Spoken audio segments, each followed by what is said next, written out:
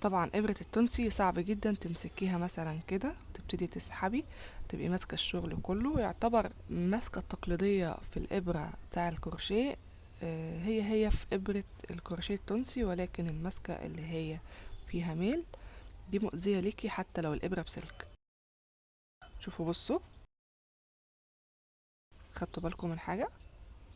بزيح بايديا كده او كده، اغلب الوقت بتبقى كده لانه بكون انا اصلا شغالة هنا ومش عايزة ان انا اسيب ايديا وارجع اشد الخيط، بعمل الحركة دي. ولما بيكون عندي كتل كتير كده، شوفوا بتبقى اسهل ازاي. ولما باجي اسحب احيانا بتني ايدي كده، واحيانا بعمل الحركة دي. طبعا انتي ومزاجك، يعني الطريقة اللي انتي فعليا مرتاحة فيها وانجزتي فيها وعملتي منها شغل، ما تبصيش خالص للطرق اللي انا بتكلم عليها دي. استخدمي